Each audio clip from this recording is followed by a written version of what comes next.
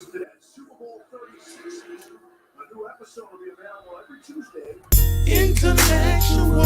stew. Intellectual stew with James Kirkland. Powerful and provocative. Prophetic and practical. Intellectual stew.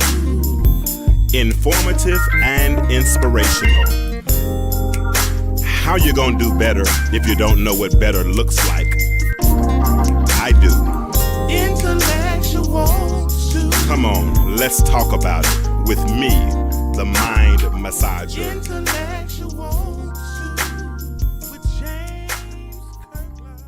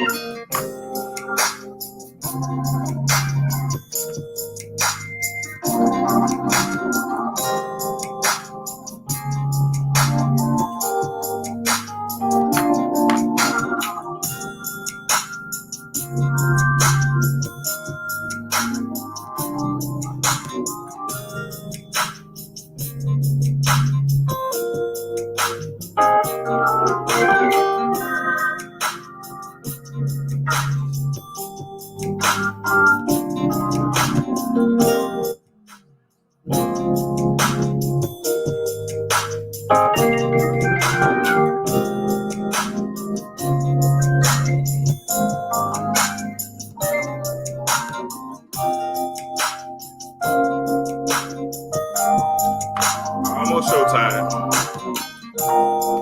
Waiting on my co-host. I see one of them.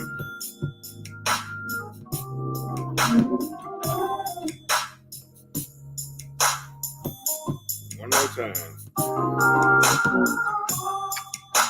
Come on, man. You on the show? Yeah, I thought I was ringing. I just clicked on. You're not I'm on. I'm going in now. From the back up. I don't see you. I'll send you the link again. I don't see you on here.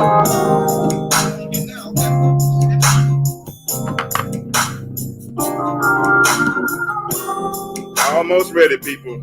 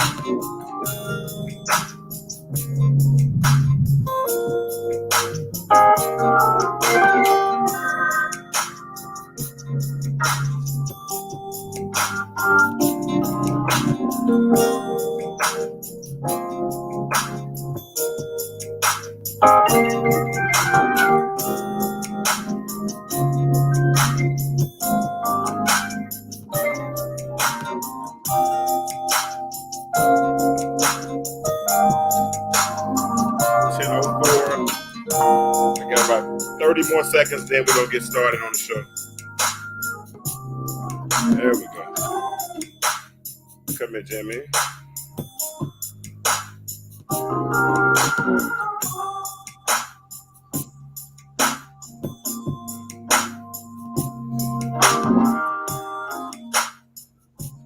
What's up? What's up? What's up? How y'all doing? What's up, Jimmy?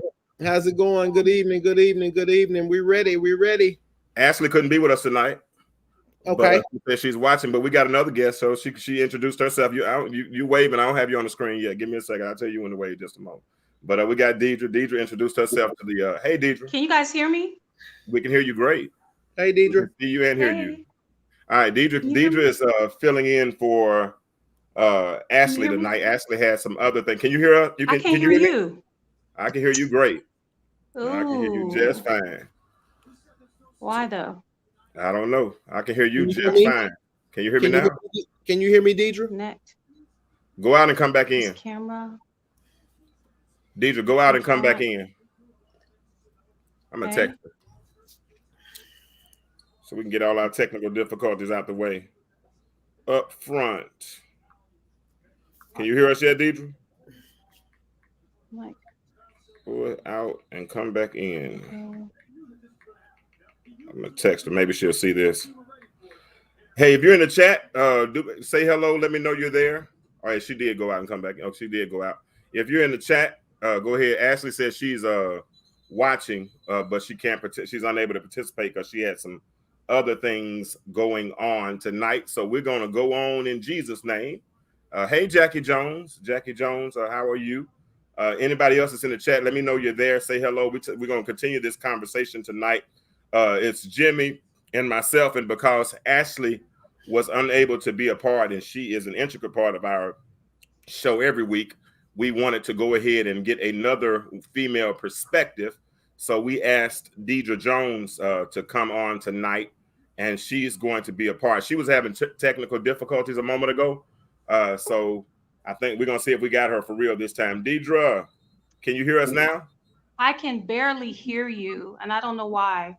Turn your volume up. Can you turn your volume up? Okay. Okay, the volume is up. Can Now you can you hear hear us? It's very, very low. Let me see. Let me check my system volume. Yeah. All right, so she went out again. So anyway, Jimmy and I wanted to have get a female, make sure we had a female perspective on here in all things, because we don't ever want the conversation to be one-sided. We don't ever want the conversation to be one-sided. So I got Deidra Jones, preferably, hopefully, if we can get these technical difficulties worked out, she'll be a part. And then I have someone else that'll be popping in a little bit later as well. But all of you all that are on right now, we're going to try this one more time. Now, Deidra. yes. Yeah. I can hear you. Hi, guys. Okay. All right. So as we were saying, we asked Deidra to come in tonight because we wanted Deidra to come in and give us a female perspective in the conversation. We did not want it to be one-sided. Never want it to be one-sided. We always want to try to. Hey, Shantae, and let me say this here. Debate is good. Debate is sexy because, people love to see black folk argue, and then they can get on, they can talk about it. And usually when there's a fire, people will come and see if there's smoke, they'll come to investigate. Well, if they see smoke, they'll come to investigate to see if there's a fire. But I really don't want to debate. I really just want to discuss. I want to have some healthy conversations. At the end of the day, our goal is healthy relationships and healthy marriages, right? And so our goal here is to promote those by sharing I know I share my mistakes. I know I'm probably too transparent sometimes, but I share my mistakes. I give a little advice based on my experience, but I do understand that when I give advice, I understand it's optional. I understand you don't have to take that advice. It's just something that I'm sharing based on my own personal experiences. And so I answer questions and I discuss issues relevant to our community. So we bring Jimmy in because Jimmy has a special call on his life where he feels that part of his job is to operate as a spiritual midwife to help women in their area of healing. And he has a good following in that regard. And Deidra came on last week with some real practical commentary and gave me a real good perspective regarding an issue we were having at that time. And we'll talk about that a little bit more. But Jimmy, how was your day, man? Everything was good. Good. Yes, absolutely. It's getting cold. It's my type of winter. I like to dress up for the winter. But yeah, I had a beautiful day. I was blessed. What you have for dinner? I ate salmon and broccoli, and I had a salad. What? Yeah, well, I'm gonna eat healthy like you one of these days. Right? But what's up, Deidra? How was your day today? Oh, it was good. It was good. Very productive. Doing my mommy duties, volleyball practice, and just some administrative duties that I, don't enjoy. Close to closing any properties? Not yet, because people think that pre-approvals are loans. but Yeah. but being a new agent, it's kind of slow at first. But yeah, I'm in there. It's cool. I do love it. All right, cool, cool. Absolutely. Yeah. I see Jackie Jones is inviting a lot of people, and that's good. Y'all tag them, tag them. That's Deidra. I think you invited her. But I y'all do. listen, everybody that's in the chat, do me a favor, go ahead and share this commentary, share this thread, and we're going to go ahead and get started. Last week we started a conversation, and we called it Ashley came up with the topic because she said all my topics were horrible or they suck, so she didn't want to go with my topic. So I let her have that topic last week. I thought my topics were pretty good, but she said my topic sucked, so she didn't use those words, but I'm using those words. So, but anyway, this was what stemmed that.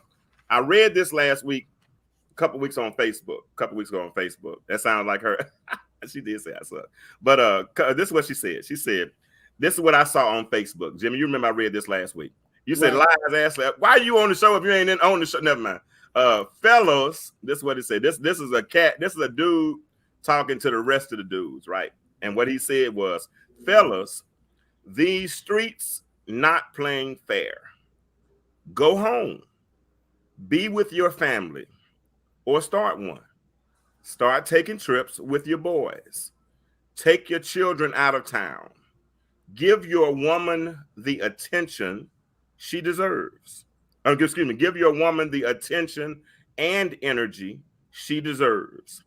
The jails and graves have enough bodies. Go home.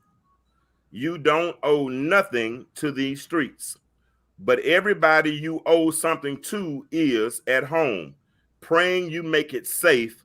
Go home. Now, when you hear that, Deidra, what does it sound like? This gentleman who wrote this post, where does it sound like he's at in his life, based on what he said? Do you need me to read it again? If you do, let me know. No, I don't. What if I had to guess? I would say that he's been in the streets. He's probably has been one that probably, I'm speculating, That's all has I been want. one out there breaking hearts or had his heart broken. At this point, he probably had his heart broken, so now he's like, go home. but I think that he's just probably just tired of being out there in the streets. And what's out here now, it's not a joke. It's not a joke. It's everybody is really for themselves. So I would say he's just at a point that he's realized some things, probably based on what he's seen or some things he's done or some things that were done to him. Gotcha. Jimmy, what do you think? Where do you think this brother is in his pilgrimage through this relationship thing or navigating this thing called life? Well, it's obvious he's had enough experiences with a lot of different women in the street to know that's nothing. Mm-hmm. You have nothing to gain by sleeping with a lot of women, but a bunch of diseases and a bunch of soul ties with some toxic women. So what it sounds like is that he's come to the end of himself, and he's learned his lesson that, more men today spend more time with their boys than their best friend, which should be the woman. Mm-hmm. You see what I'm saying? And so there's it's all a reason they haven't been taught. Gotcha. We'll get into that part later on. Let's talk about let's just paint the picture of where he is, because there are those that are still coming in. Fellas, these streets not playing fair. That's what it's saying. Go home, start a family, take your children out of town, give your woman the attention she deserves. Jails and graves ain't playing. They got enough bodies right now. And I'm with y'all. It seems like he's reached his existential breaking point. He's pretty much gotten all of his play out of his system. The old saying used to be, he's probably has sown his wild oats, so if you will, and now he's ready to settle down and go home. Now, this is what I'm thinking right here. I think too many of us make the mistake of not sowing our wild oats before we try to settle down, or at least give the appearance or the structure. That's what I would rather say. The structure. In other words, we get into marriages too soon. We get into marriages or get into what we call serious relationships and things like that, or what should be serious relationship, or what we call serious relationships, and we haven't gotten that play out of us. And because we haven't gotten that play out of us, what we end up doing is we end up picking up so many casualties along the way. We end up, as Jimmy just said a moment ago, we end up connecting and making soul ties that we should not have been making. And we end up damaging women. We end up overexposing ourselves. We end up using ourselves up. And therefore, when we do end up getting with a spouse, there's nothing left to explore. We've done it all. We've been there. We've done all that kind of stuff. Now, I asked a question today earlier on Facebook, and I promise y'all, it's so hard asking questions on Facebook. I promise you this. Because if you give a person a multiple choice question, I don't understand why you got to get an essay answered. I just don't understand why I get an essay when I'm giving. It's just a question. Hey, are we so afraid, Jimmy? Are we so afraid of giving the wrong answers that we put this whole little fluffy thing together that's somewhere to answer, that's somewhere within the context of that whole paragraph that only require one or two numbers? Are we afraid that we're going to get the wrong answer? So we feel like we got to put some. This is the question I asked. I asked the question. I said, at what age? And this is speculation. It's no right or wrong answer. At what's a good age to start considering settling down or getting married? And I know it can be two different ages. A woman can be one age, a man can be another age. But asking you, Deidra, and please, and y'all in the chat, like I said, please share this right quick. Please, everybody share this stream if you would.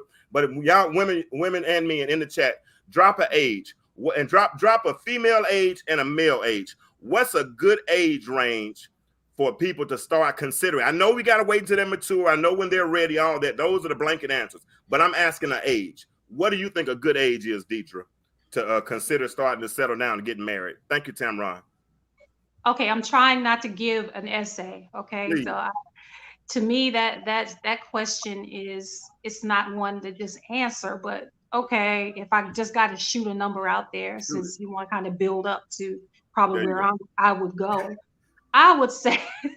No, that wasn't for you. That's somebody in the audience. I mean, that's somebody in the chat. She knows what I'm talking about. Go ahead. I would say 30s. That's me. Okay. That's me. I mean, I didn't even have, you ain't the only one. Somebody else is saying that too. That's cool. That's a good answer. Go ahead. That's fine. I would say 30s. Like, I had my first baby, my only baby at 37, Mm-hmm. I mean, just real quick, I would just say you just really need to kind of experience life a little bit. And also, on the other hand, there are people that get married in their 20s, but they have that foundation to where they understand how to be in a relationship. I guess. So I think that either, you kind of wait. If you don't know how to be in a relationship, you need to acknowledge that you don't, and that you need the tools to learn how to be a good partner to someone, to share a life with someone, you have to know how to, or at least try to know how to get along, the basic skills of getting along with people, because you got to get along with your spouse. All these inner traumas and all of these things you have going on. It's like you have to be mature enough to understand that you have these things, and and that you need to work on those things before you bring that trauma into someone else's life. Mm-hmm. You have to make sure you're not just going to another person because you're hurt. Then you bring in another person into your situation. So there's a lot of variables, is what I'm saying. Of course, and we're going to discuss the variables. That's why I just want the little blanket answer to get started. I like to have foundations, and then ain't nobody ever built. Let me ask something. Something? When they built the Empire State Building, they didn't start with like building 66. They went way deep first and made a basement. You know what I'm saying? And then they put a foundation together. Then they built every floor. So when I ask this question, it's not necessarily, like I said, to get a textbook answer. It's really just a background. Because everything y'all are saying, you're right. You say if we mature to a certain place, but we usually get mature as we get older. So you speculate. Jimmy, okay, you I know, please. If you thought age range, just an age range, and then kind of give some commentary why you say that. I think as far as men go, I would think it should be, I'm going to say around his 32 to 35. That's when men actually come into knowing who we are and get ready to make a decision. Because in our 20s, we really not. We trying to count bodies. Yeah. Okay, we're not trying to count. Yes, That's how we trying to count. When I was in my 20s, I was counting bodies. I wasn't studying no bride. I was counting bodies. So with the male, and most men develop at a later stage than women. Women, on the other hand, they need to be trying to. He need to be trying to get her when she's around her in her early 20s, while she's in college, Brandy. instead of her living trying to live her best life. And when it hit that wall, when it's time, she ought to be looking for a while, trying to balance getting a degree and trying to find her soulmate at the same time. And we don't have. That's not a lot going on. It's either one or the other. I'm trying to get my education and then I wait. Mm-hmm. Okay, but I think it's men should be in their 30s. Women should be in their early 20s, to mid 20s. They should be trying to get ready to make a decision, because if you're trying to have kids, that's a whole nother level. Exactly. And I'm glad you said that, because when I put the question out there, other than the essays I got, and I'm doing this on purpose, I promise y'all I'm saying this because I know somebody bothered me, but just messing with me a minute ago. But listen, I saw some people say in their 50s. Some people say in their late 40s. And I started to think, what would the ramifications be like if people started waiting until their 50s to get married? You know what I'm saying? Because now, if you wait till your 50s, then you got more high-risk pregnancies, especially if it's women in their 50s. You know what I'm saying? And then, other physiological things effects will have taken place as well.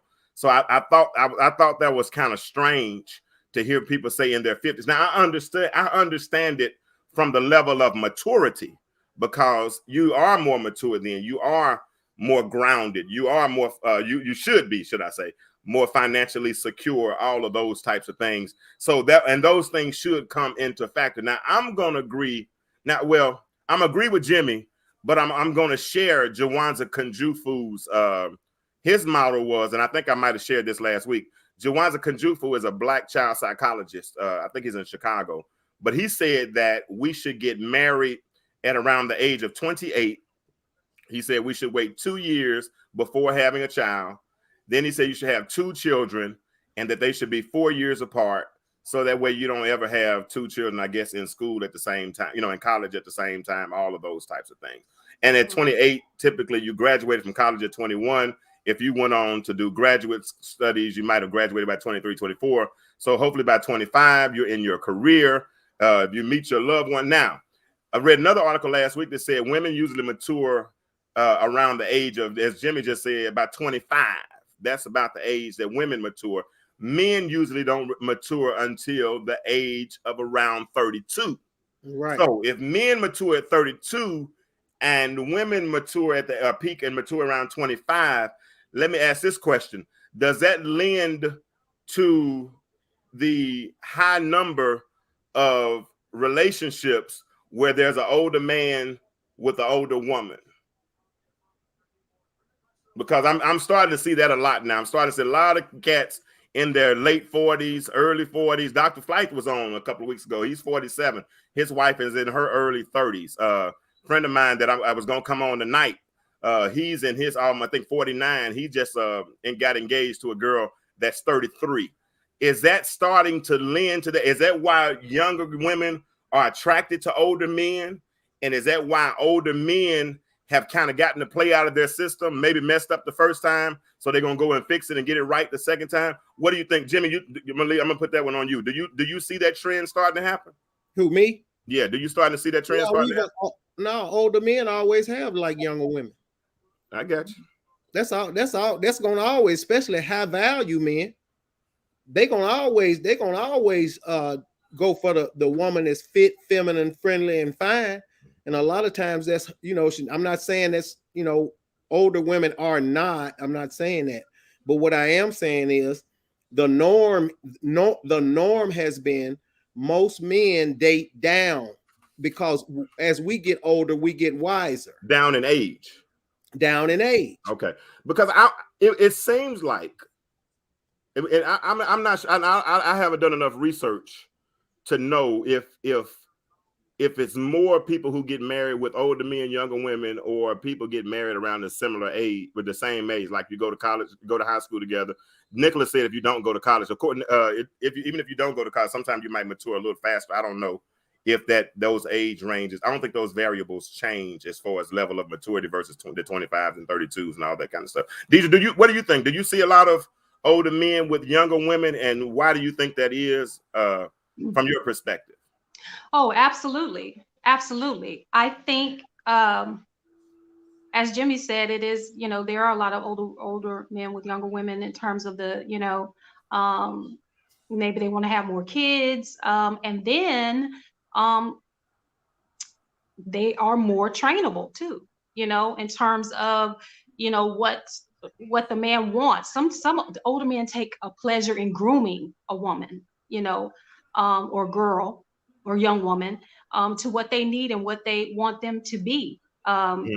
They could probably have these father issues or not, or they may, look up to their fathers. They're looking, to have a man that's like their father or a father figure. But a lot of times I think it's a matter of, sometimes this is what I've experienced. Okay. This is what I've seen. These men, a lot of times they're immature themselves, and the women do mature faster. So it works. It works much better for men than it does for women. For men to be with younger women, you're saying? Yes, for men to be younger women. Are you looking in the comments right now? And women understand. I'm not saying that younger men don't go after older women. I'm not saying that. So I'm not, like I said, I'm not trying to debate that aspect of it. The premise for that is that we were just talking about women maturing faster than men. And so if a woman matures faster than a man, then I'm saying on average, she might not want she needs someone a little bit older than her for whatever reason to satisfy. Help me out, Jimmy. Well, in the last few years, older women are going after younger men now. That's what I was going to ask. Is it more younger men going after? And there's no science on this, lady, so don't come after me, please. I think, is it more younger men going after older women? Is it more older women going after younger men? Listen to this. Because there are more women than men, there are more women going after younger men. Gotcha. Okay. Because there are more women. There are 2 million more women than men. With that being said, it's been a trend lately because you got to remember a lot of women are claiming the new 50 the new 50 is the new 20. Sorry. Yeah. That's You know fine. Turn your volume down. It's not me. Is it me? Now we can barely hear you, and you have some feedback. I don't know what happened.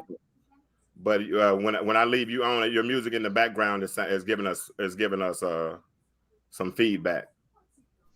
Say it again. Is it better? Yeah, that's much better. Yeah, we got you better now. Yeah. Okay. All right. Let's read what Jackie Jones just said. Let's read what Jackie Jones just said. She said they want to take care of us, but we still want an alpha male. They done slept with all these women with so many miles on them, and then been married 3 or 4 times. Then come to a young woman and expect us to stay with them for a lifetime, and we haven't been married or had no fun yet. They want to rob us. They want to rob us for our youth. Yeah. Okay. I can see that. I can see that happening a lot. You want to address that, Jimmy? Yeah. Well, basically what I'm saying, she's saying they want to take care of us, but we still want an alpha male.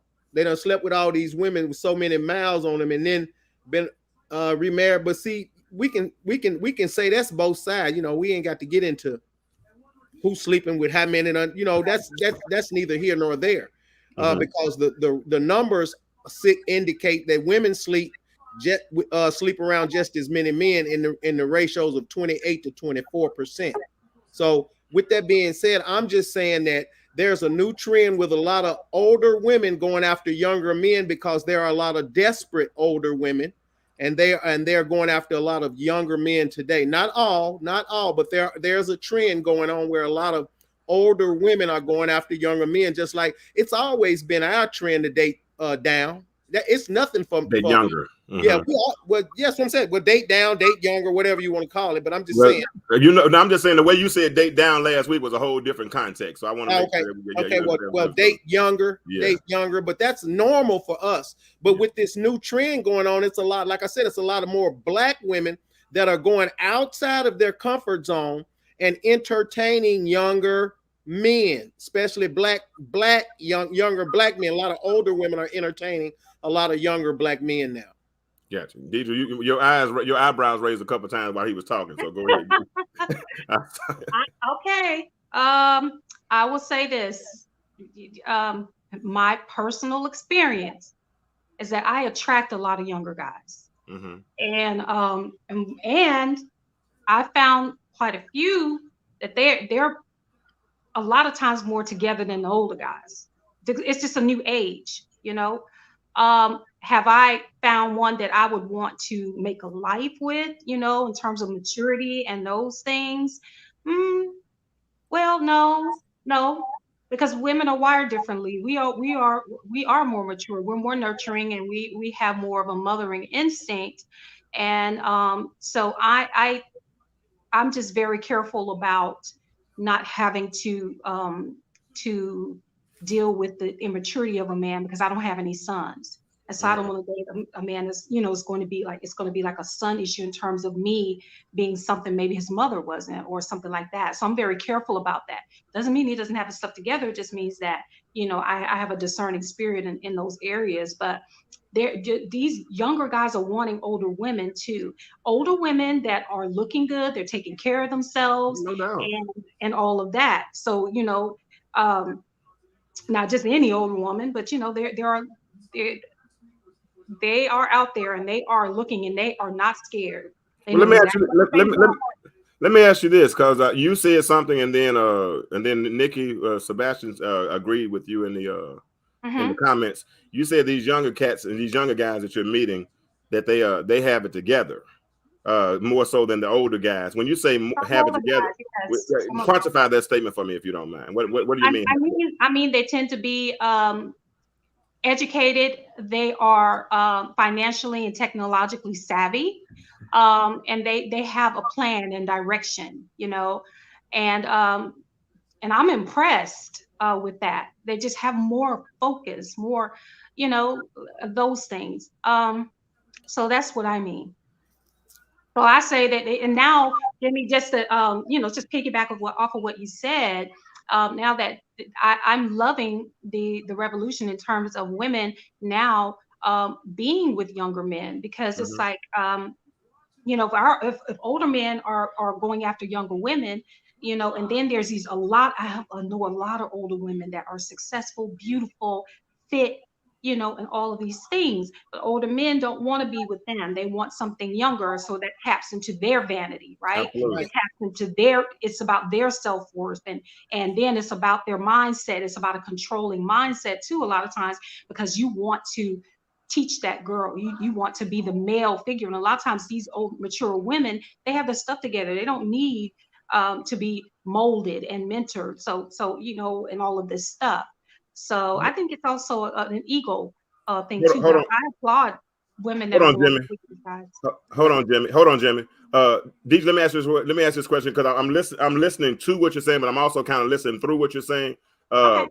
When you say, and then I'm looking at what Nikki's saying here in the comment as well. When you say she said they're more direct. Would you say that let me ask you this question here. Would you say that the younger men are more emotionally available? Oh no. Okay, I'm just asking. I'm asking. No. 'Cause I mean, 'cause I ain't gonna lie. I know a lot of these little boys, a lot of these little young cats are like super emotional. I mean, they're No. very, very emotional. And a lot of the things that you're saying that they're doing for you, it seems like their emotion. I mean, that's just my opinion. And I know I have a messed up opinion on a whole lot of stuff. I get it. Mine are super skewed. Hey, listen, real quick. 17 people are in the chat right now. 8 have reacted already. If all 17 of you all would do me a favor and share this video right quick, we can get these numbers up and we can continue the conversation. So it has nothing to do with emotions.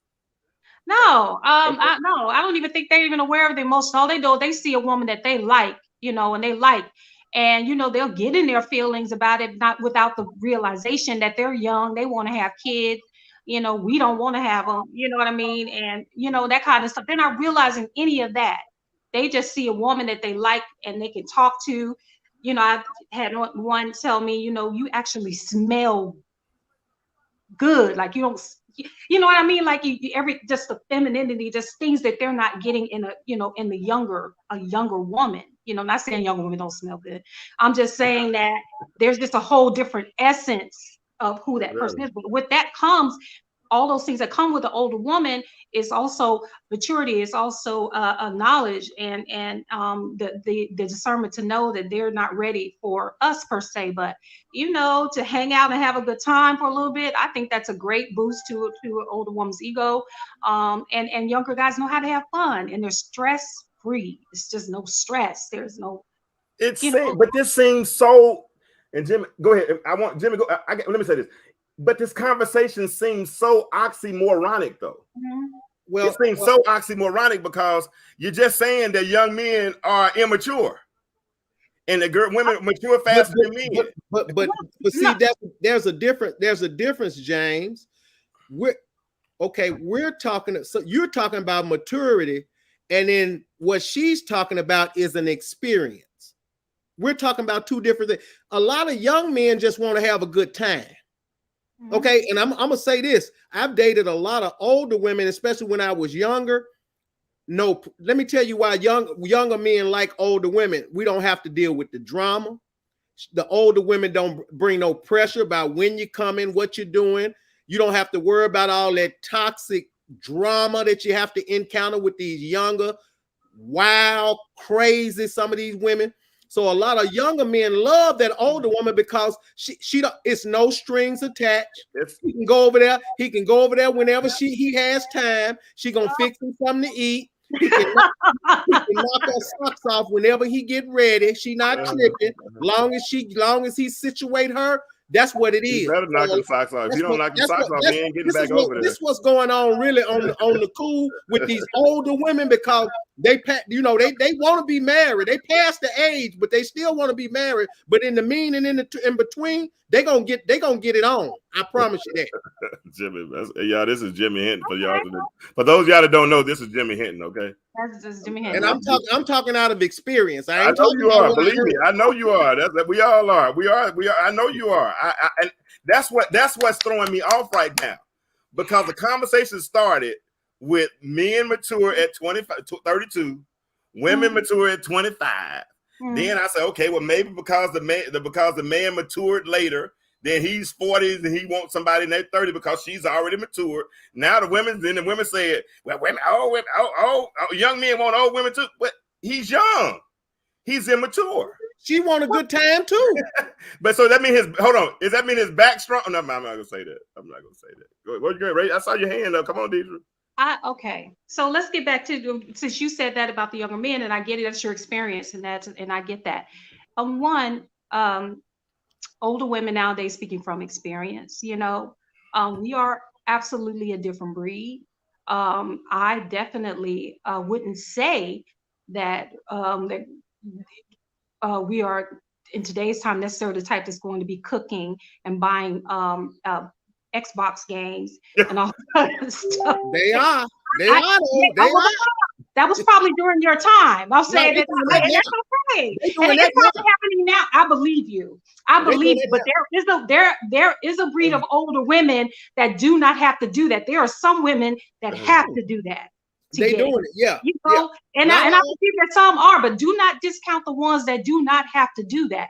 And so it benefits. And also, I want to say about the younger girls, and I've experienced this too, is that they're with older guys for security. They will pretend like they love you, and we are going, you know what I mean? We gonna get married. Yeah, boo. We get married. Yes, honey. All of this. We don't mind paying for that. We don't mind paying for that for less. You know what? But I like a good agreement. Okay.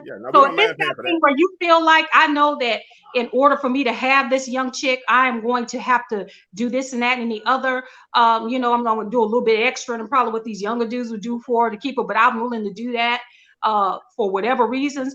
That's fine. But that's kind of the same as when, Jimmy says with these older women that they have to do this some. have to do this in order to have a younger man in their life. The older men are doing that too. Oh yeah, and understand, we always say that no answer is absolute. So Yeah. hold on, come on. Well, I'm just saying it's gonna be some pay to play. That's all I'm saying. It's It gonna be is. some pay to play. Ashley, what you want? Hi, Ashley. Don't what you want me. Oh, what you want?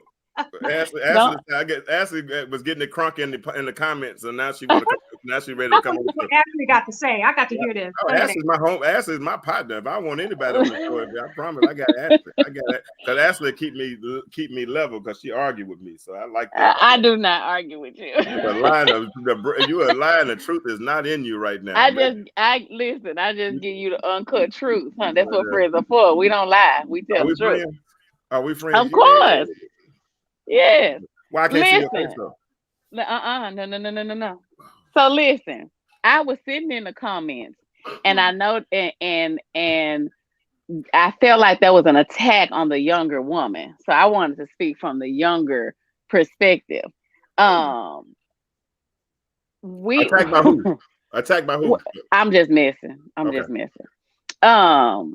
As far as stating that, well, from the younger perspective, stating that we like the reason why we like older men. The conversation is good, by the way. Miss Deidra, we thank you for being on here tonight, hunty. Definitely enjoying. But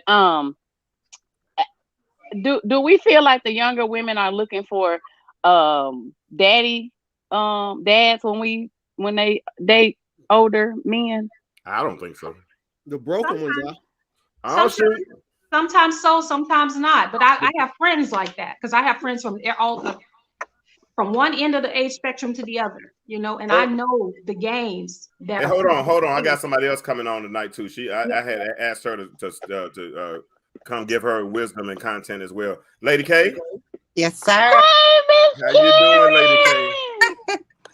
How is everybody tonight? We're getting perspectives from everybody tonight. We're getting perspectives. We got married. We had people who've been married for over 20 plus years. We got people who have raised children. We got people who operate from like ladies. We got all different types of people on here tonight, and I'm excited to have people on there. Ashley, ask your Lady K. What we're talking about right now is we were talking about at what age do women is a good age, a mature age to start getting married and whatnot, right? And so then we started bringing up variables about how women mature faster than men.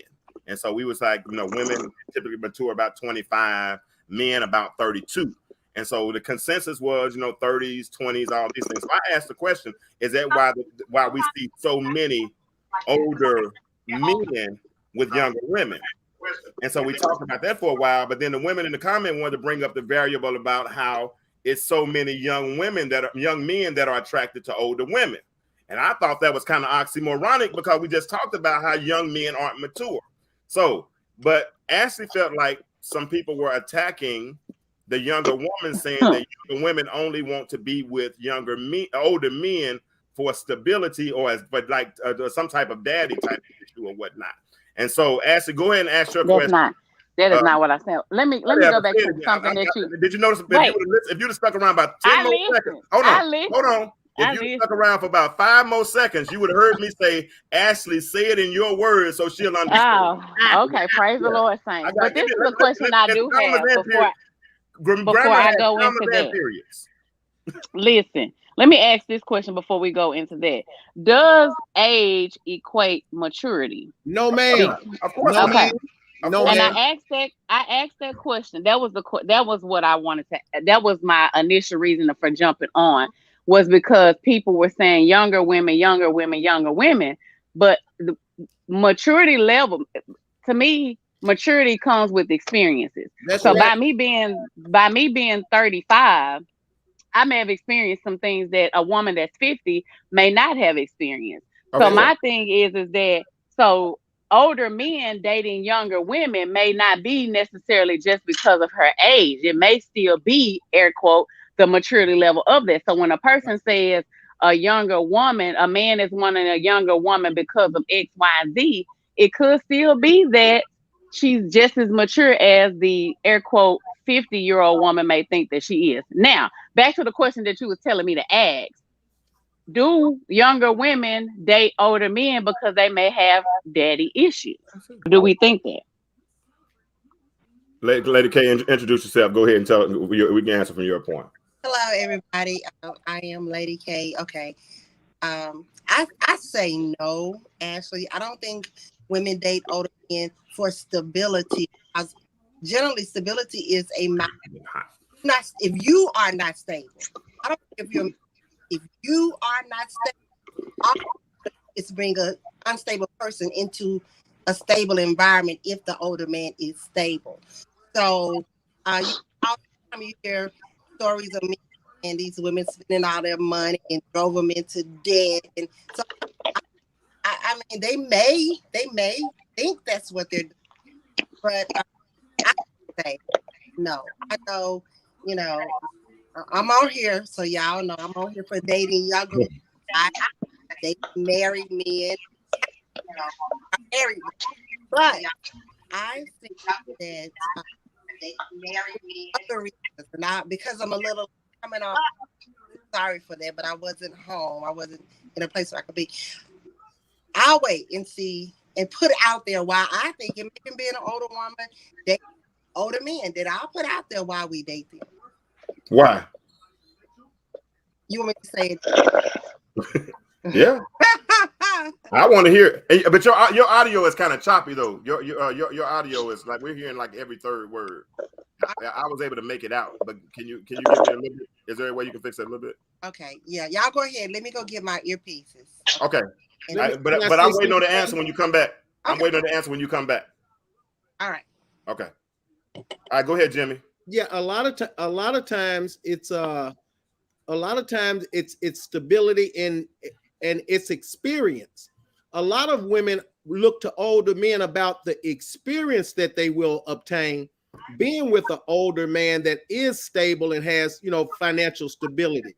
It's more about women wanting the experiences as opposed to just saying, because he's older, or I'm looking, we got different variables. You got a group of women that got daddy issues and looking for a man to be a daddy. It's just different variables. You got different groups. Exactly. Nothing is all inclusive with everyone, but you got different sections and clusters of different scenarios.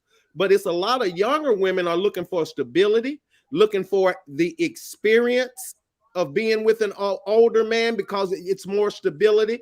And just the fact that an older man is a provider and he knows, they're thinking a lot of times in their mind that an older man knows how to treat a woman. And that's not necessarily always true. No, that's definitely not always true. And I want to say this, if an older man is messing with a younger woman, I think he's messing with her because she's mature, Ashley. I don't think he's messing with her because she's because remember we said that women mature faster. So right, but the misconception is the way she looks, or she's this or she that. Sometimes people don't ever think, I'm not saying all people, that a man may want her for her mind instead of what her body looks like, if that makes sense. A lot of older men want younger women because of the sex. Because the younger women's sex is better than a lot of older women. This is how men. Now you see what I'm talking about, James, right there. How no young men are thinking. Not all, but I'm telling you, there's a group of men that's out there saying, "Boy, if I can get me one of them 23-year-old with that good, I'm not studying no 50-year-old woman with menopause." Jesus, you see what I'm talking about, James? That's what I just said. Hold on. Hold on, Deidra, stay there. Lady K, come on, give me your answer now. I'm ready. Okay, a child took off with my headphones. So is this any better? Yeah. Okay. Yeah. Which question am I answering? My question. You said you're gonna tell me the truth. Why older want the younger? I guess you're gonna tell me why older women want younger men. Keep it real, Karen. I don't necessarily think that it's like I said that they want the security, but older men bring something to the table that a lot of younger men don't, and that can be experience. When I was coming back in the room, I heard somebody say experience. A lot of people think that women don't want experienced sex or even just know-how. but they do. And there is an element. Okay, the younger men bring the aggression. The younger men bring, the stamina when it comes to sex. But the older men tend to be more Experience. To be experienced, to have that experience, and to be willing to please. A younger man may tell you he's going to please you, but he don't really know how to please you. No. He doesn't even want to listen to what you're going to tell him on how to please. Right. And the older men don't do that. They listen more. But it's not about stability with money. And nowadays, money comes in all shapes, sizes, colors, and genders. So that's kind of, it's kind of hard to put a label or an age on how stability, as far as money is concerned, how it's going to come. That's good, Okay. Carol. That's good. Deidra? Oh, I'm asking because you were kind of answering Ashley. You were kind of responding to Ashley's comment earlier. So I'm trying to see what you were going to get to on that, because Lady K came in right about that time. What were you about to say? I'm just saying, I just from my experience, that yes, it's a maturity thing, and there's some relationships where it's just it's not like that. But I do know all sides of all of the variables that go with that, and sometimes it is absolutely about money. Sometimes it's about sex. Sometimes it's about the ego of the man. Sometimes it's about just wanting an easygoing relationship where they feel like they're more in control. I think it's all of it. But I will tell you, there are younger men out there that know how to please, and Oh they're, no, I definitely believe that. they do. And I'm saying that today's younger men are not like the younger men that I knew back in. So I'm just saying, it's just it's cool. I mean, whatever people choose or whatever they want to do is all right. It's all about what works for you and what works for that other person. And no doubt, and at the end of the day, like I said, our conversations are to promote healthy relationships. And at the end of the day, marriage, people are getting married, getting divorced at a more rapid rate than they're getting married. Mm-hmm. Okay, Right. So something has happened, and this is the question that we're going to switch to now. And people in the audience, if y'all will help me out with this one, let's switch to this question here. Why isn't it? Ash, I'm glad you got on, because you always say that older people weren't transparent in their marriages and whatnot. But I want to ask this question. Why isn't marriage as attractive as it once was? Why isn't marriage as attractive as it once was? Because if you ask a lot of people nowadays, a lot of them have gotten to the point now where they say, I'm comfortable single, that I'm single by choice, that I don't have to get married. Marriage doesn't validate me. But when we were younger, man, that was the goal. Everybody, get married, raise a family, do what your parents did, yada, yada, yada, all that. But what do you think? Why do y'all think marriage is not as attractive anymore? And I'm going to start with Lady K. I was about to make some notes. Well, hold on. Then go ahead, Deidra. Deidra, go ahead. Go ahead. Tell me why isn't marriage as attractive as it used to be? I think that the values are just different today. Okay. There's no value placed on marriage. For one, I believe in marriage. I do wish to have a healthy relationship, and one day I wish to have a good marriage where we both understand the value of the relationship and what it takes to make a relationship work and all of those things. But it's just that in today's time, it's not promoted. Those values are not promoted. And then, so many people come from broken homes and don't really know how to manage a marriage, according to the divorce rate. I don't see much really promoting it. I just don't see the value being placed on it. Okay. What about you, Jimmy? Well, first of all, we have lost our roles.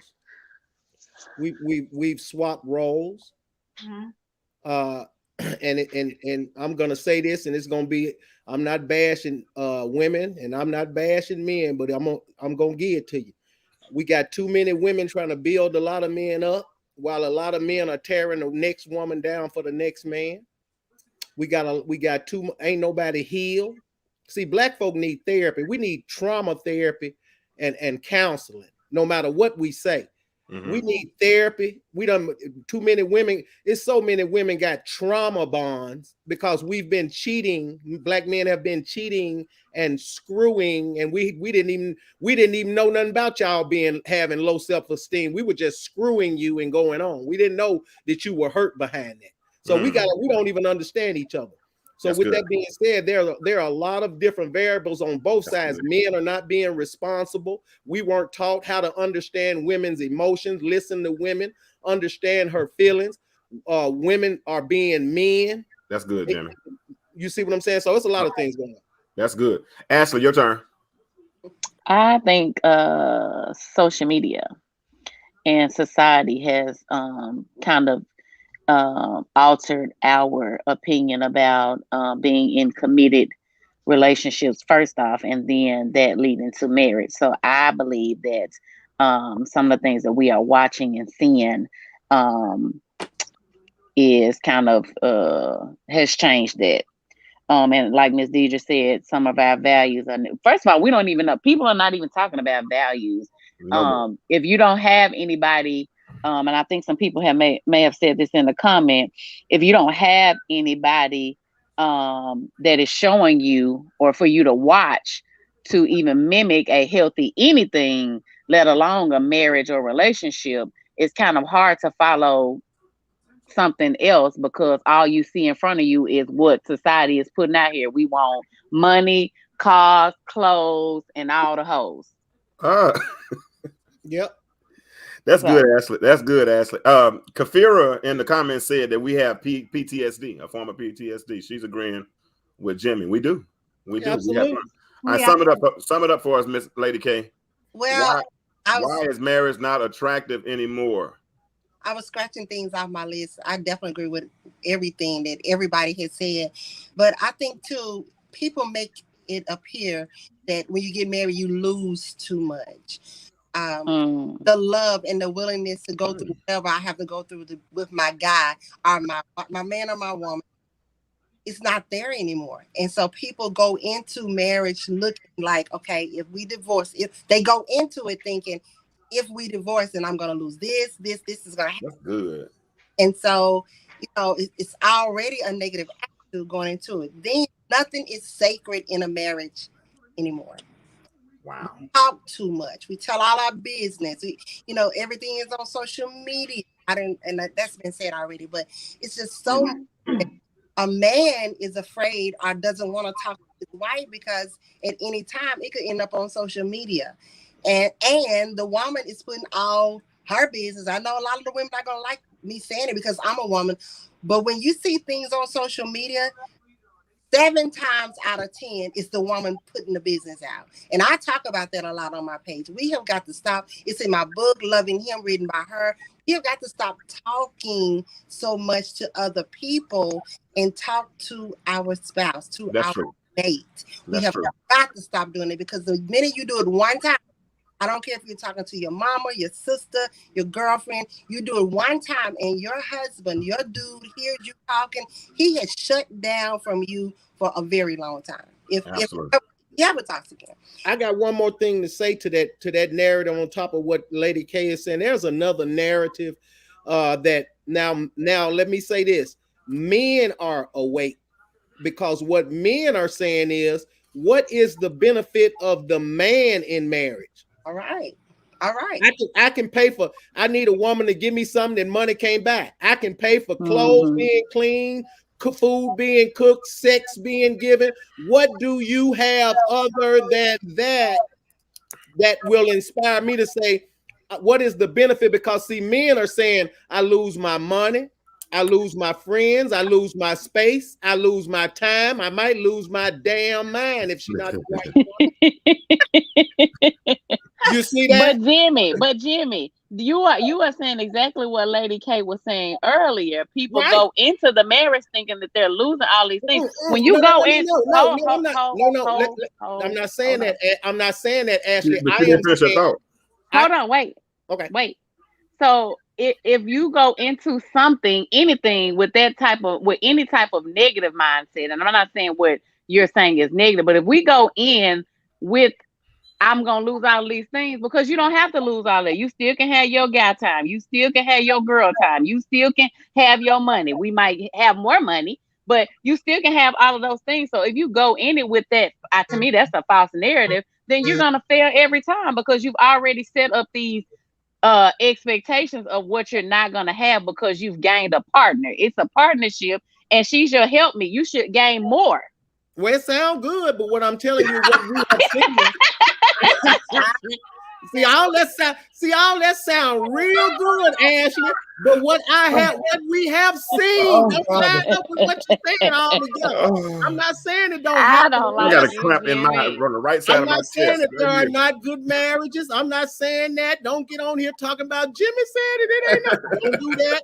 But what I am gonna say is that Jesus. men are awake, and we trying to figure this thing out, because what we have been seeing is that the men have been coming out on the bottom end every time, because 80% of the women leave the relationship first. So Right. men are trying to find out, what is the use? What benefit if you gonna leave any damn way and take my money and put me on Take my money. Is it? Where's this 80%? My- Is this a true No, statistic? that's true. 80% of black women leave a Baby, relationship. one thing about Jimmy Hinton gonna always give you statistics and facts. Ooh, baby. Show Now, it. let me say this. That's a good thing to Hold do. on. Let me bring some balance to this. Let me bring some balance. Kafira, you giving some good stuff over there in the comments. She said, because we were talking about what do women add, who brings the value. She said it should be peace and increase, which is gained in any relationship. You should always have peace, and together you all should be increasing. And this, we're not, and sometimes understand, although we talk about what is, a lot of times we're also highlighting what should be or what's supposed to be. Okay, so I think sometimes we get so convoluted and confused and get so confused with what is, and we go and it causes us to go into relationships with these preconceived notions. Now, I heard Jim Hagee, is that his name? Pastor Jim Hagee, John Hagee, Pastor John Hagee. He did a illustration of marriage that I thought was the best illustration that I have ever heard in my life. He said a good marriage is like making mashed potatoes. He said you take two very individual potatoes, right? And they're very individual. You skin those potatoes, you get the eyes out of the potatoes, you put them in hot water, you turn the heat on. Well, put them in water, turn the heat on, and then eventually the heat from the water causes the potato to transform, right? It gets softer. And once it gets softer, then you take a spatula and you start hitting those potatoes with the spatula, right? And when you hit it enough, eventually the potatoes begin to lose their identity because they look just like each other. You know, they begin to mesh and conform to each other. A good marriage is the same way. Trials, tribulations, experience, all those things represent the hot water, right? And we represent the two potatoes. And once that hot water gets on us, it causes us to transform, not apart, but it should cause us to transform together.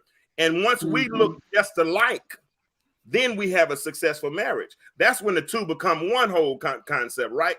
But we mess up and we have these preconceived notions. We have these worried about, is she going to take my money? Or worried about, is he here for, and does he have an ulterior motive? Or worried about when is the shoe going to drop and he's going to start cheating on me because my last Negro cheated on me. So how do we get beyond that and start working towards having that, losing that individualism in a sense to gain this partnership, if you will? Does that make sense? Absolutely. Okay. Somebody help me out with that. That's right. I think. Go ahead. We need to define what a partner is. The two people don't really lose, and this is about James. They don't lose their identities. Because when you start trying to cause people to do that, that's when a whole lot of conflict begins, because you will always be you. I will always be me. God never, when I stand before God in heaven, he's not going to ask me what husband I ever had did. That's not, we don't That's be. an Arkansas word, and yeah, that's an Hey, Arkansas word. That's an folks Arkansas leave, word. folks And leave Arkansas, so where they ain't from here. into Arkansas and nib out. Those are Arkansas words. Ooh. Go ahead. But there is a conforming, and that's what people don't want to do. They don't want to compromise. They don't want to conform to each other to make the match. I love that. I listened to him. I never heard him say that, but I really love the analogy. But you have to allow people to maintain their identities, because it's in their identities that their purpose is fulfilled. So Can I clarify that statement first before you do that? Because I'm not saying that we should lose our identity. I'm not saying that. But I'm saying that a good me, as Jimmy always says, a good, healthy, whole me, that identity is what comes together to be conformed into who we become. I think these two identities are the foundation for the conforming that's going to take place. Does that make sense? yes, I like that. I like that. What were you going to say, Ashley? I heard you in the background. Oh, I didn't have. I wasn't gonna say anything. Actually, I just thought that the breakdown that you gave was fine enough. So I didn't have anything to say this time. Okay. Anybody else? Anybody else want to comment on that? Because we're talking about why marriage isn't attractive. And Deidra, you brought up a good point. You said that the values aren't promoted, and so what that would make me my inquisitive mind would make me question, why aren't the values promoted? Because now y'all know, those that have followed me for a little while, y'all know I've done shows on the plot to destroy Black families and all those types of things, right? And then we all see the agendas that are going on in the world. They're trying to, certain things coming out of closets. I ain't saying things, certain people coming out of closets, and and these other values are being promoted, but healthy heterosexual values are not being promoted anymore. Why is that, Jimmy? Well, I'm gonna go ahead, Deidra. Deidra had something. I saw her. Go ahead, Deidra. Within the marriage, you mean? Within the marriage context? No, within society. Why aren't? I'm just saying, before we even get to marriage, that's why we're not getting to marriage, because they're not promoting healthy marriages. Where are? And I'm being facetious, but I'm being very serious. Where are Heathcliff and Claire at? You know what I'm saying? Where are Carl and what was Carl Winslow's wife name? Miss Winslow. I forgot her name. Whatever. Harriet. Yeah, Harriet. Where are Harriet and Carl at? Even Damian Wayans and Tisha Campbell. We saw good families even on TV. You know what I'm saying? Examples of good relationships. Good relationships. What's being promoted nowadays, of what I see, is the gay agenda. That is the order of the day. And I'm a very liberal person. I feel that, whatever you choose to do with your life and how you want to live it, that's absolutely your prerogative. However, that is just not the order of the day. Those things are just not being promoted. That is not in style. It is about live your best life the way you want to live it. It's just not about values. It's not. It's like everybody's, everything they've been carrying and all of these things, and we also have to remember too, these people behind the scenes have these same lifestyles that are being promoted to the public. So that is what's going to be put out there. It's in trend now. It's about what's in style. It's and also these people feel like they haven't had a voice, or they haven't had that same kind of, yes, okay, there are also people living in same-sex living in same-sex marriages and same-sex relationships, and those are also relationships. And just like the Claire Huxtables and the Tisha Campbells and the traditional heterosexual relationships, there are also these same-sex relationships, and they are not being promoted. We also are here. And I just think that is just a narrative of the day. Jimmy? Well, you know, we as a black race, we never have had any values, morals, and standards. We've been just from the hip ever since we came over here. We've No, had wait to a damn establish minute. our own set of values and standards. Well, Our we're talking race, Wait a minute. Wait. but are we not talking about okay? So you bring Wait a up minute. you bring up a good point, Jimmy. That is an excellent point. Had he mentioned, is this about black people or white people? I'm not never. Or Hispanics or Asians or okay. I'm not ever in life talking about no other race but Negroes. That's what we. Okay. That's what Okay. With that being said, can we expound on that now that he's clarified? Is that what is it okay if I expound on that? Yeah, go ahead. Okay, so I would say this. So since we're mentioning that with black people, because of course, you know, that's the only race of people we can relate to in terms of just the inner workings of ourselves. So I would say that from generational curses, this goes back to generations and generations That's of what I was trying to get to. We are the only race of people that have been disenfranchised in terms of losing our families, in terms of losing our identities, in terms of during slavery. If you think about the impact of having our men on sex farms and slave masters had their way with them sexually, of black men being sexually abused in front of their families by slave masters, making black men have sexual intercourse with them with each other, you know, during slavery, you know, and all of these things. Then yes, I would say yes, we have really no idea.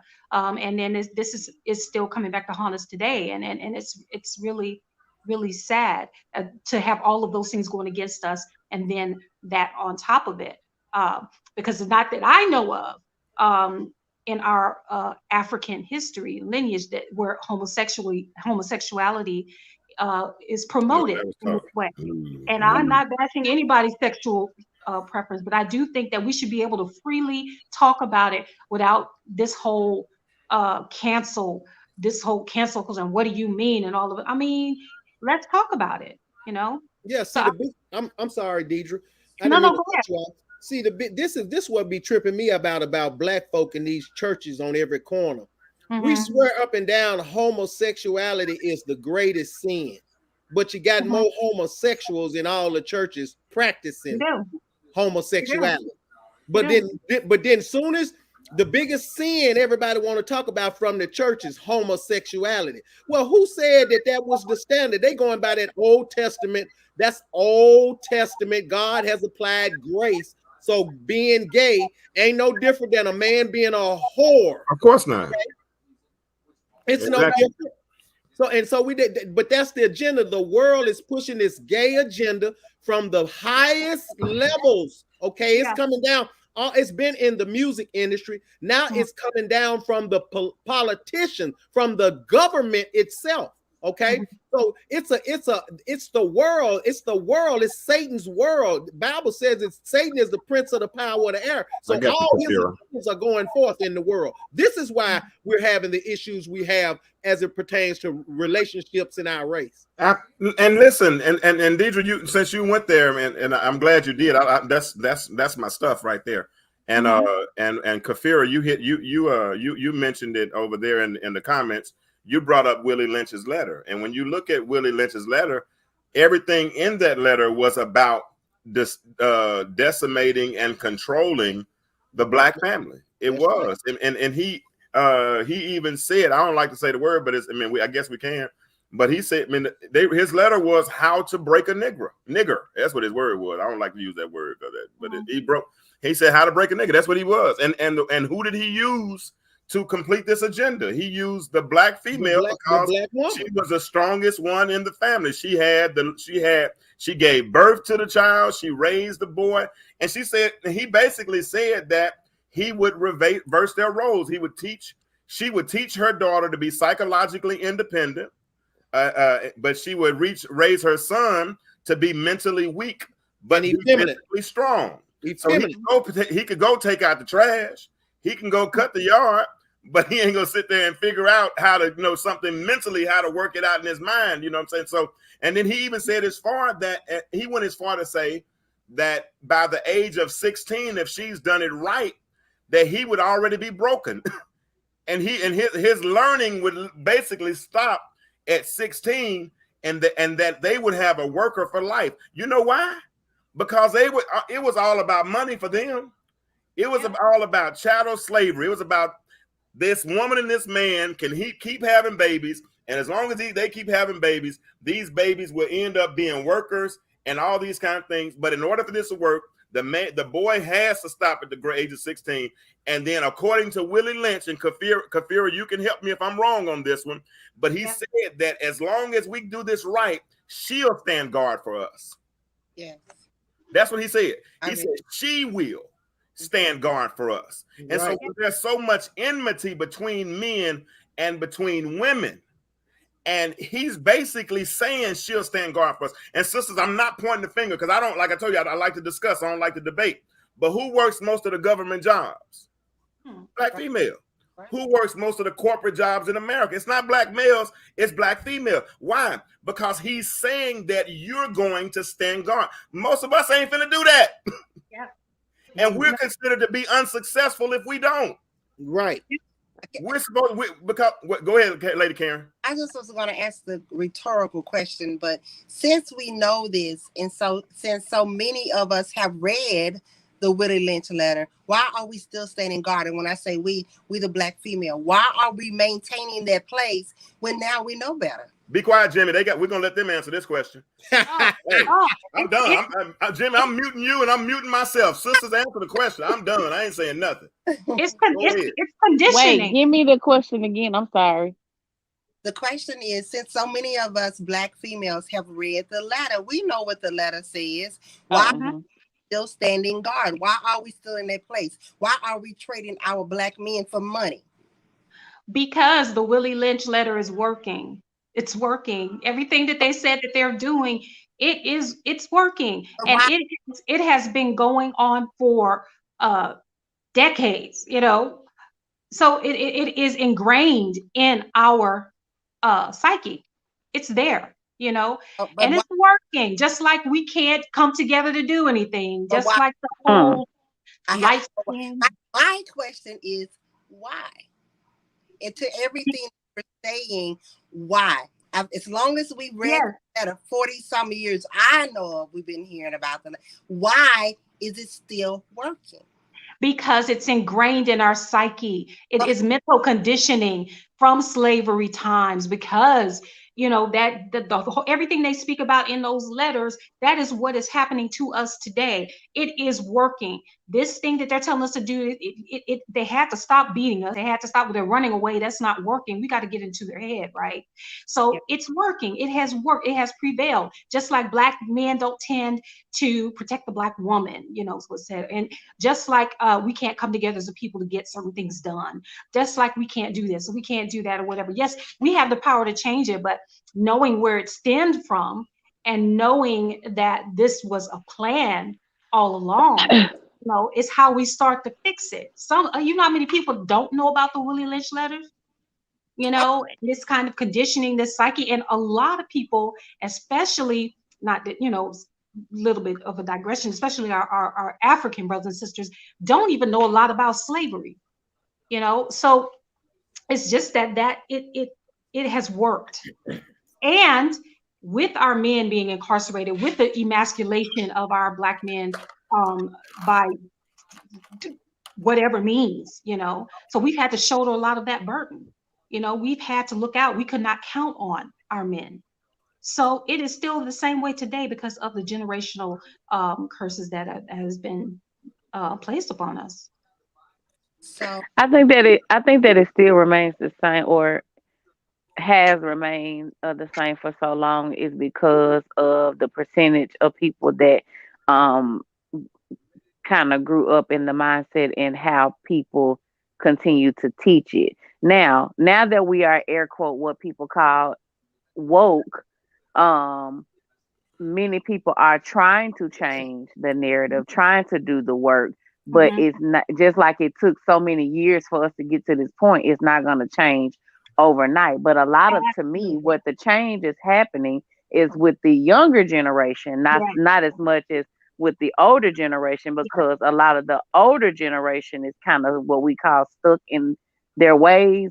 And so it's been working all of this time for them. So they feel like there's no need to change. So in my opinion, the reason why, Miss Karen, we know, even with us younger people trying to teach some of the things that we know that they may not have known, it's still hard for older people to listen to the younger generation because they feel like we haven't lived enough to be able to tell them anything. Yeah, and they don't understand this is a technological age where as information, you cannot hide things the way that you used to. And I agree with you, Ashley. There is definitely an information revolution going on where this younger generation is not having it.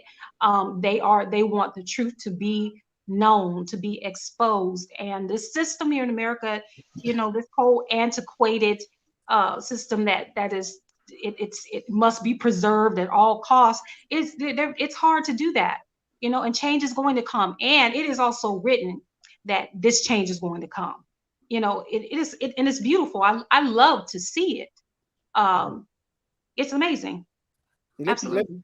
Let me say this. I'm coming from another angle. As we're talking about why our race has had so many problems. And I'm going to I got to put the onus where the responsibility has to fall. And if we're going to talk about where it really started, let's start with the church. The church is the first line of duty. The church is where we're supposed to teach the women how to treat the men and the men how to treat the women. The church is where we're supposed to have the morals, the values, the standards, and the boundaries. And we don't have in today's society, we got a bunch of sorry ass religious leaders that want to do nothing but a bunch of hooping and hollering, taking folks' money, talking about telling them a bunch of false hope, God on the way with your blessing, and all this foolishness these Negroes in the pulpit doing. The problem is starting with the church. That's where all Negroes get started out at. They come to the church house. So it's the Negroes in the pulpit with all of that false religion that they've been teaching. They never taught the men to be faithful because they ain't faithful. They never taught the men to be men because a lot of them ain't men. So it's it's starting from the pulpit with me. I'm starting right from the religious leader. They want to be leaders until it's time to talk about leading. What about leading these men to be faithful? What about leading these men to quit lying? What about leading these men to quit being hoes and homosexual? That's where it needs to start right there. Well, what about the fact that our religion anyway didn't start with Christianity? That started there. Absolutely. So the base. Exactly. That's a whole other. That's what. That's a whole other thing. But hold on. There's a point to what I'm saying, though, James. What I'm saying is, you start out in a lie. If you start out in a lie, lies beget lies. So that's all I'm saying. And I'm not saying God doesn't exist, and I'm not saying that the Lord, I don't want it, because you start talking about religion, people automatically get up in arms. You're not supposed to. And it's like, I say you question everything that you are curious about. Question it, okay? Absolutely. Because if you go back and study history, it's like where religion has been used to control Black people for the longest. Absolutely. I'm saying that lies beget lies. And if you are not... That's the point I'm trying to make. That's the point I'm trying to make, because I wasn't finna say that you were wrong or anything of the sort. And I'm not gonna say that Jimmy's wrong, but I say the responsibility starts with you. If George Barna and Associates says that 1 in 6 people in the world go to church. 1 in 6. So that means 5 out of 6 don't. So if 5 out of 6 don't, then you can't blame the church for the 5 out of 6 that don't. I'm still making a point. Hold on. So it's not 5 out of 6. So I tell people all the time, because the church is an easy target. So we can always go and punch the church and do all that kind of stuff. But before you can become a good member, what's the first 2 letters of the word member? Me. I got to become a good me if I don't ever make it to church. So if you don't have no family with no church background, if you don't have no family that's being taught spirituality, see, you going a whole nother, you taking a whole nother level. You took it this way. You blaming I started with church. Yeah, you blaming the church for what for individuals, for people. And those people make bad decisions. The church is hid in your heart. So, if we go there, then it still is self accountability And because that's all we're I'm just saying. assembling in the building. It's all self accountability.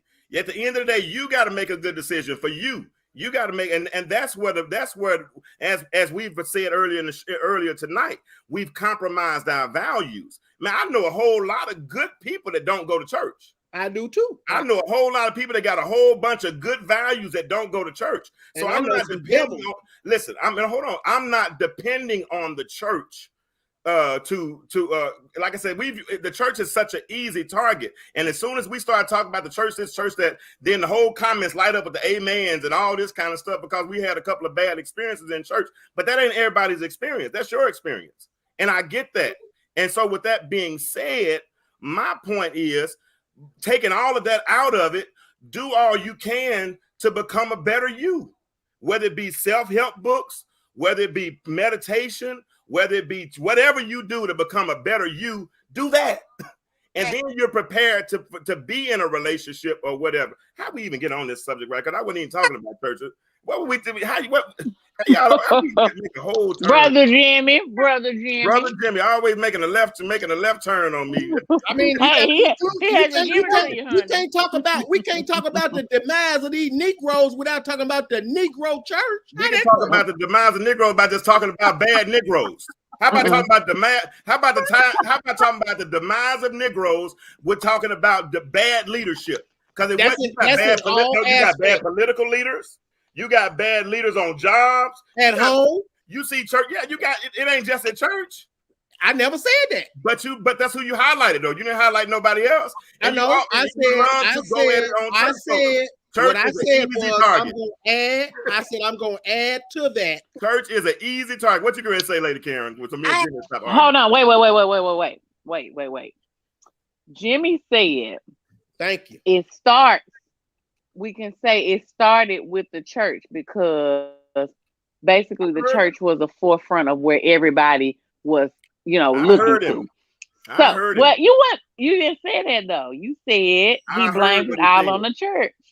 You weren't listening though. Did you listen?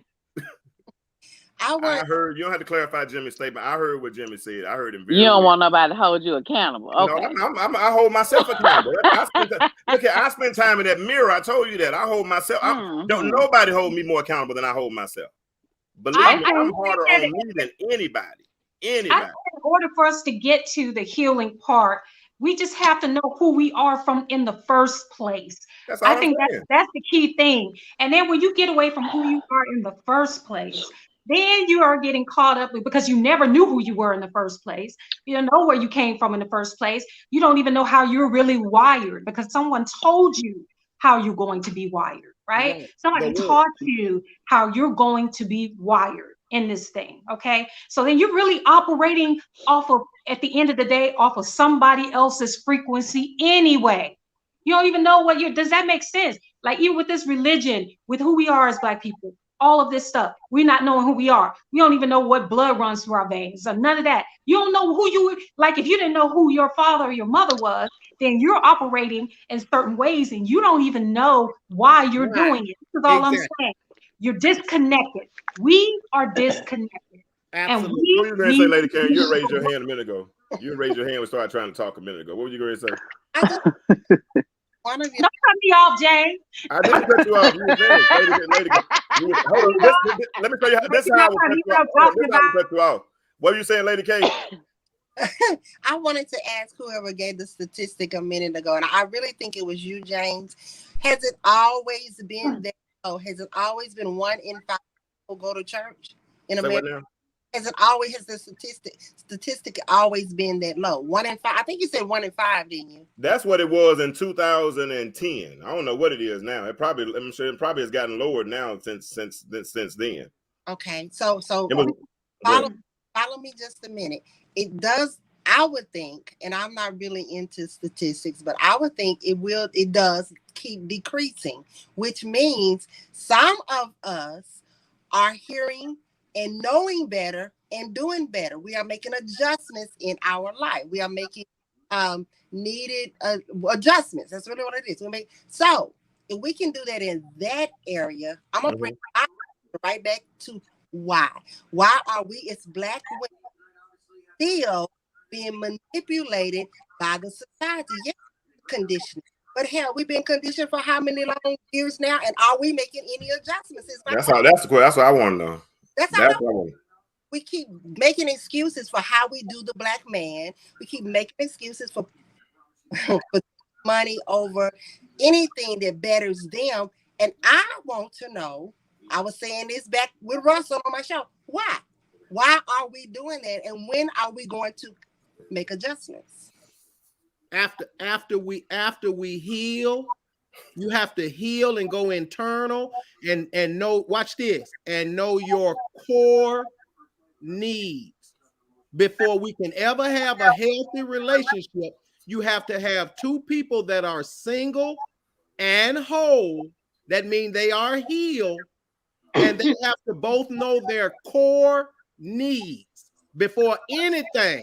Before we go into any relationship, there has to be healing, and then you have to know how to deal with yourself. You have to love yourself. You have to have boundaries for yourself, not for a man, not for a woman, for yourself.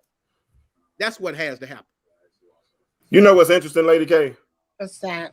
I remember 2010, I was in college at Beulah Heights University, and I think it was a church history class, if I'm not mistaken.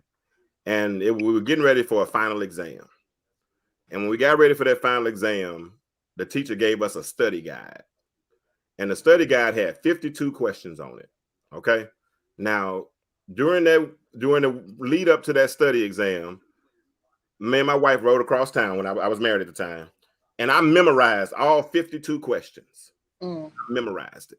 So when we got to class on the day of the test, it was a study guide, right? 52 questions. Well, guess what the test was? The study guide. Right. The study guide. So when I took that test, it took me 10, 15 minutes to knock it out because I had regurgitated what I had learned, and I had learned it, and internalized it, right? So I went straight down. Now I got 50 out of 52 right. The teacher said, "Come on, James. He said 10 minutes. You will know." He said, "Go ahead. You know the rest. You know." I said, "I'm not going to know any more in 10 minutes than I know right now." Now, the sad part about it is that probably 75% of the people in the class flunked the test. And he told them, you can take it again, but the most you can get out of it is an 85%. They had to forfeit 15 points just to take the test again. My point being, you asked the question. You said, we already know. We've already received the study material. We've already read Willie Lynch's letter. We got all the information. But even though we've been given the information, we still keep flunking the test over and over and over again. When are we going to stop making excuses and start applying the material that has been given to us? Exactly. That's all it is. All I had to do was learn those questions. It was 52 questions. Learn them. It might have took me a day. It might have took me 2 days. It might have took me 3 days. We've had 400 years, and we were there. We were so close. I mean, back in the 70s, late 60s and whatnot, the early 60s, we were singing, "I'm black and I'm proud, say it loud. I'm black and I'm proud, say it loud." I mean, we would march together, holding hands. Look, we shall overcome. We shall overcome. And we had this black unity that we don't have anymore. Right. Because when Go ahead. Because when the Fair Housing Act of 1967 said we could, we did. When they said we could move to other neighborhoods, we did. When they said we could go to their schools, we did. When we did all of those things. But what happened was that linear family structure, that familial structure that we had, it began to be chipped away. Man out the house. Just keep them out the house. Because if you get welfare, you get to keep them out the house. Medicate your children. You put your children on medication for 18 years and then wonder why they dope heads. But you're gonna get that. Come on. But you're gonna get my mama told me they wanted to give her $50 more on her check to put one of my little brothers or sisters on medication. $50 more a month. Is your child worth 50 damn? Is their whole being a crackhead now worth the $50 a month you got on your check or the little extra money that you got in your tax returns? That's where the sellouts came. That's where the disconnects came. We can talk about all of these other factors and all this, but I'm talking about internally. the things that cause us to grow, even the food they gave us access to, the stuff they ate, it wasn't the stuff they were eating. Right. And that stuff was working on us from the inside out. Still That's is. right. And But they we point the finger at the church and everywhere else. Now, point it at yourself. come on, You know Dave. what, James? $50 freaking dollars. Huh? Go ahead. I'm sorry. Go ahead. James, you know, you made a good point. You said, when did you studied the test? You got the 52 questions. You studied the test inside out, you know, and then, you know, you went in and it took you a few minutes to knock it out. Well, in terms of what you're speaking of, it is about programming. And so I think that the healing is really beginning now, but we had to be, just like we got programmed to be who we are today, we had to be programmed to change it. And I think the programming started during the civil rights movement and all those times. That was the thing that was the deprogramming. I'm sorry. The deprogramming started then. You know, and I'm looking like even with the police killings and all of this stuff, you know, it was still going on then. You know, now it's the mass incarceration that's taken the place of slavery and all of that, you know, but it is the deprogram. And then even with that, people now that has been exposed.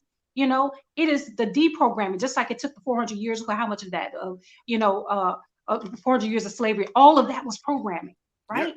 400 years. No doubt. Now, we could not expect to come in after slavery and just automatically know what to do when someone has been telling you what to think, what you think of yourself, how you think of your hair, feeding you these foods, these unhealthy foods, and now we are the most overweight people. You know what I mean? And now we're still fighting that high blood pressure, all of these things, which is the conditioning of the programming we have for 400 years. So I do think that now the deprogramming is beginning, but it's going to take time.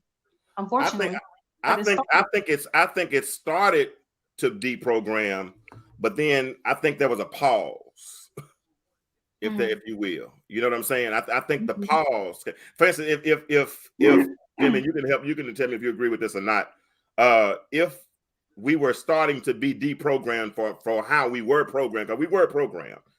Then, and we were talking about Black and I'm Proud and all that kind of stuff, but then all of a sudden here comes Fair Housing Act, and here comes all of these other acts that cause us to be divided, then I think that's where the acceleration might have paused. I'm gonna give you an example. Like, for instance, George Floyd.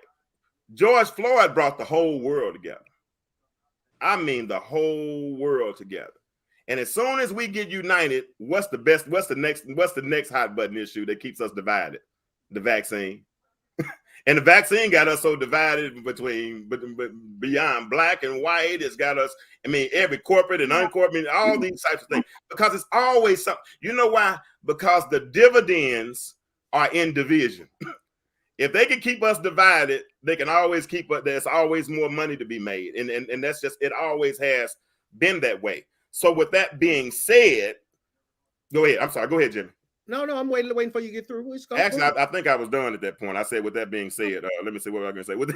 With that being said, division and distractions. Yeah, it's division and distractions that keep. That's good, Deidra. Division and distractions keep us from developing. That's what it all boils down to.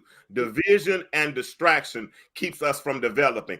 But in the 60s, and Lady Karen, I know you agree with me on this, we had tunnel vision, and we wasn't going to go outside of that tunnel vision. Right, we're not. We wasn't going to go outside of that. But now we're lured by satanic suggestion. We're being programmed by the music we have. I was listening to some of the songs that are out now versus some of the stuff out, because I was just playing the blues yesterday, sitting in the house. I'm listening to Bobby Blue Bland, and I'm listening to ZZ Hill, and man, they had meaning behind those words. I mean, they was sing love songs. They wasn't talking about just blowing your back out and doing it this many times, and being all this sexy.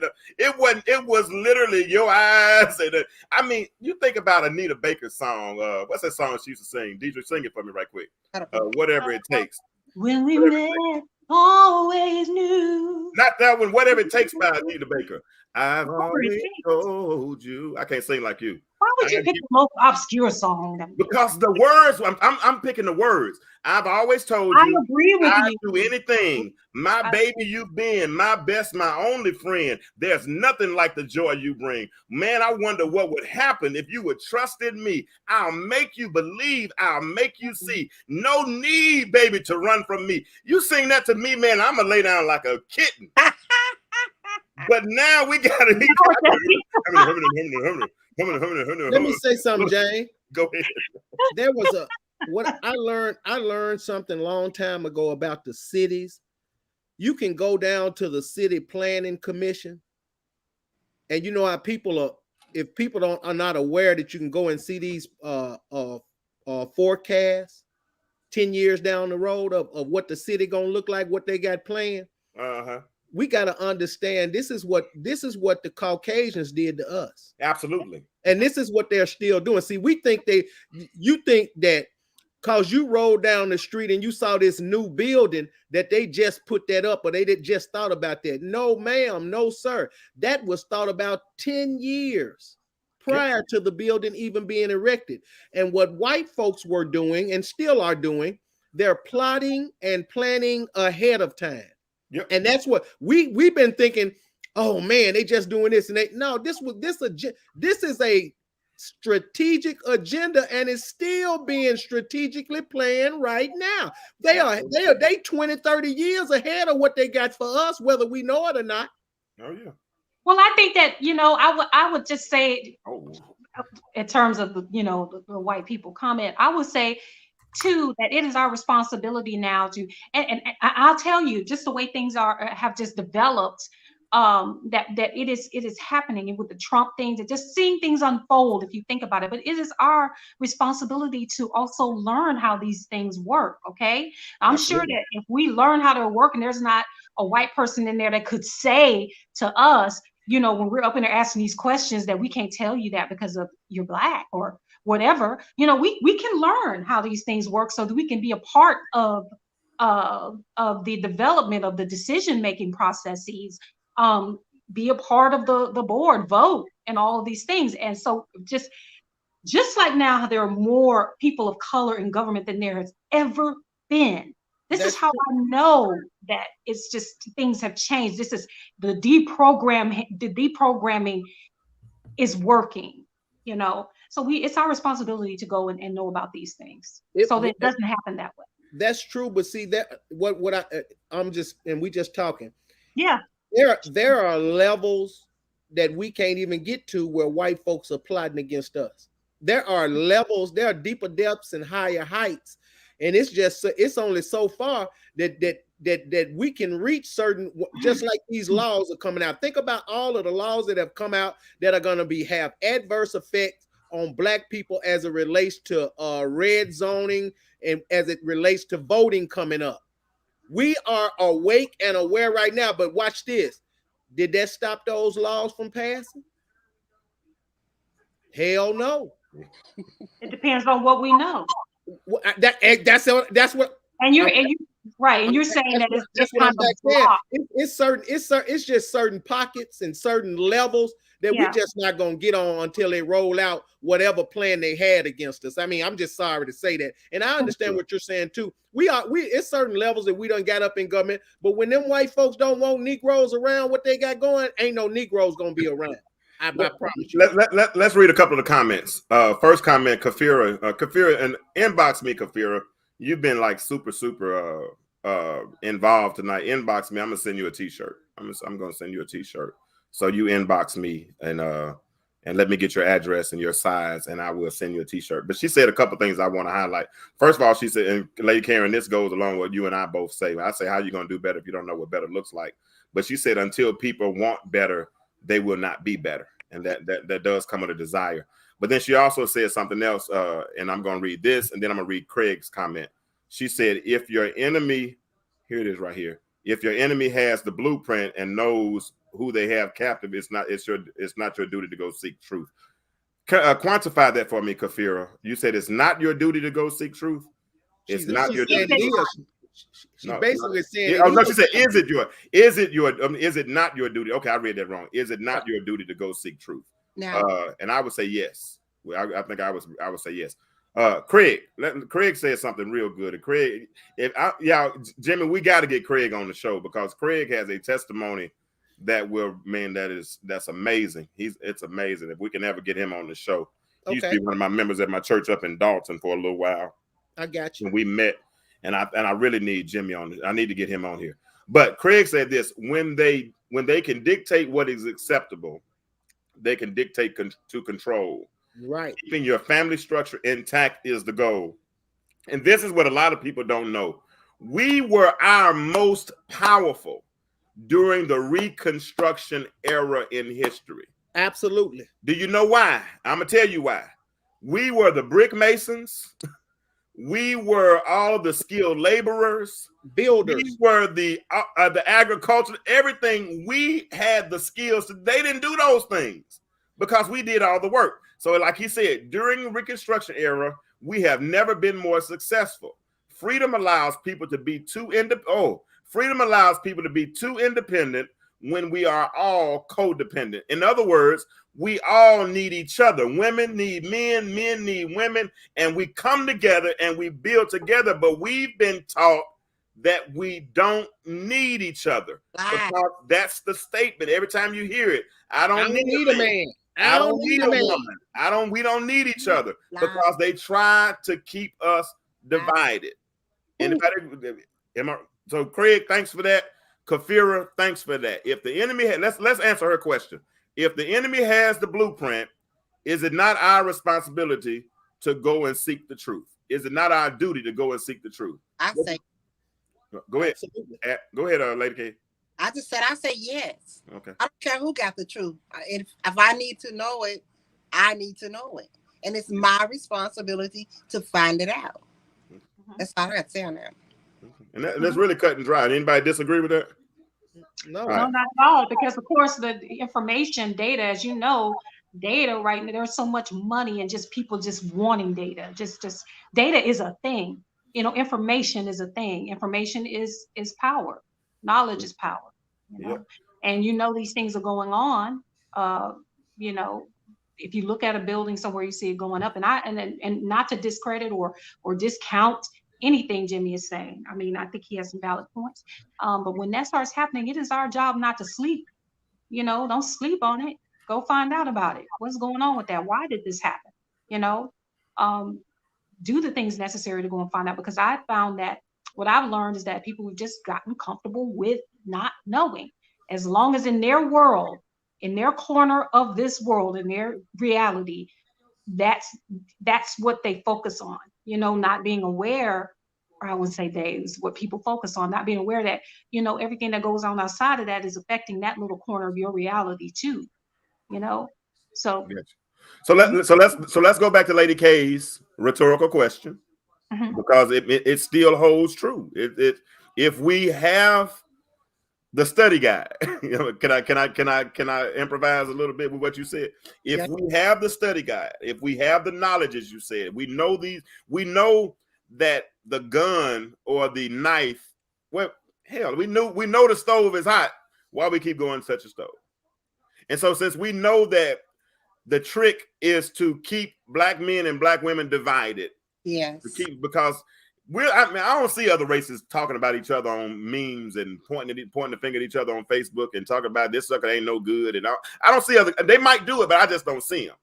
But I know I do see us doing that all the time. So if we know that's the case, how do we get beyond it? And as Bishop Simpson says, how do we change the narrative? And we got about 8 minutes left, about 7 or 8 minutes left before we get out of here. So we're going to start, first of all, with Ashley. You there? Ashley? All right. So I'm Ashley, here. I was trying to unmute myself. Sorry. Okay. So we got about 8 minutes left before we start trying to wind it down. 9 minutes at the most. Y'all got about 2 minutes apiece. How do we begin to change the narrative? Since we have the study guide, how do we begin to change the narrative? I think I kind of answered that in the beginning. My generation, air quote, is woke, what they say.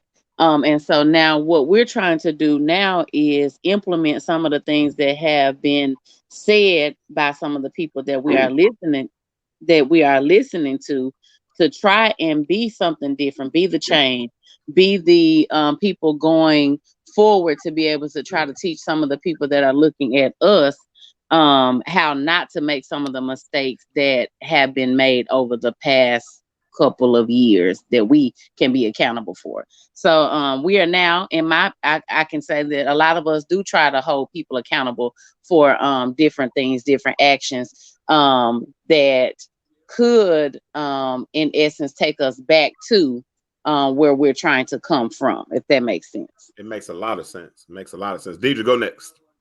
How can we begin to change the narrative? Apply the knowledge. Apply the knowledge. Apply the knowledge. You know, Okay. we have to, you know, we get the answers to the questions. We have it laid out there. Here it is. Here's the information. Then it's about implementation. You know, and just look at it and apply it. But then I will go back to what I said before. It is programming.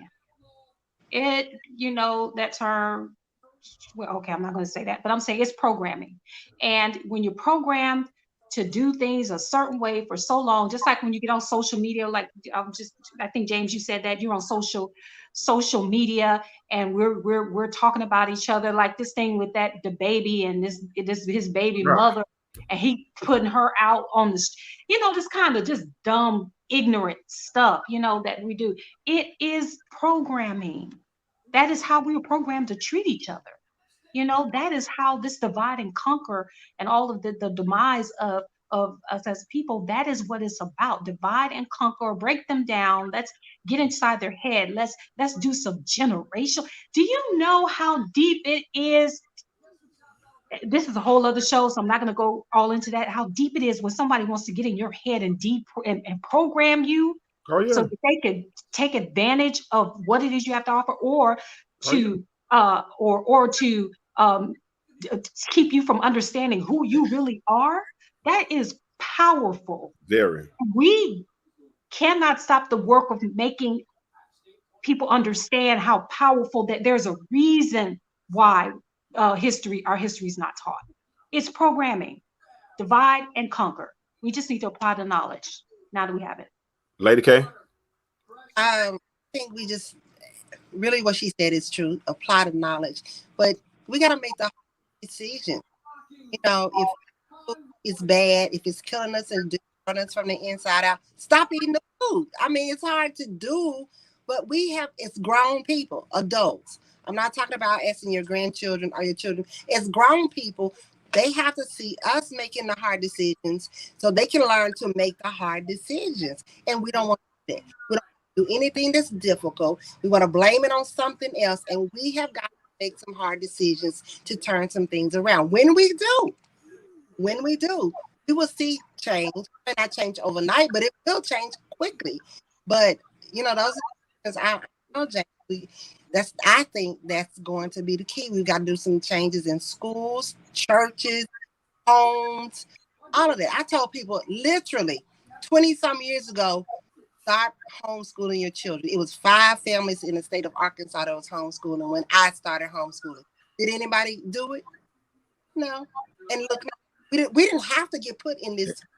We did not. But we won't make some hard decisions. We could have been 20 years farther ahead when all of this stuff came down, but we didn't want to do it.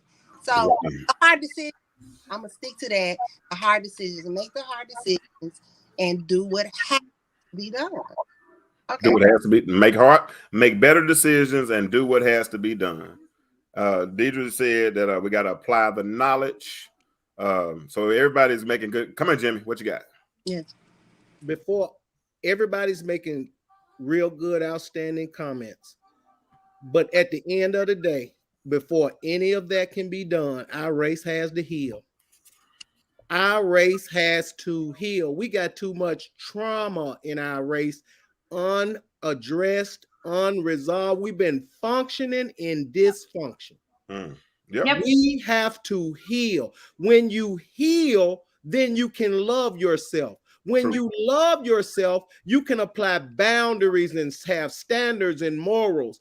I don't give a damn about we having all the knowledge and it's been exposed and we awaken all that. At the end of the day, until our race heal as a whole, we got to heal each other. I got to help the black woman heal, and the black woman got to help the man heal.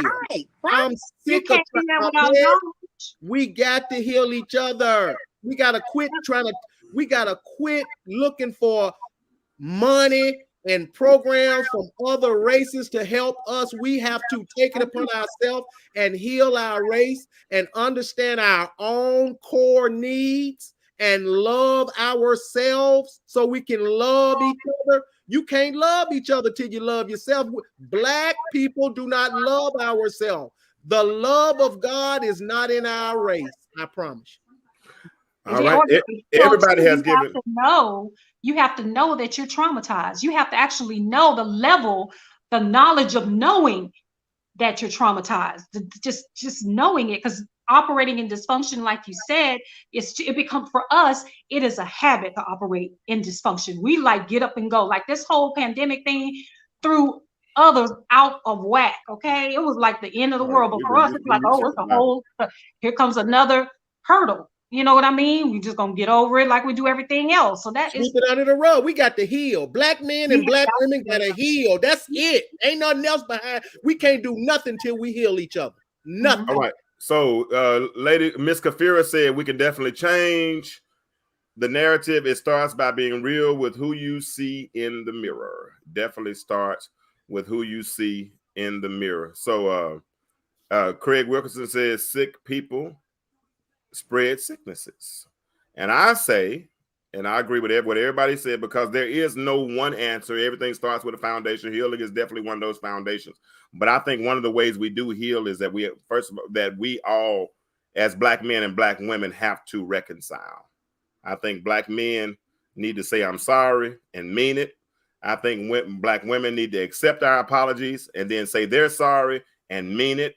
And then once we do that, once we can forgive each other and truly forgive and understand what forgiveness is. Forgiveness doesn't mean that you totally absolve the offender. You just place the hurt in a place where it doesn't really affect you anymore.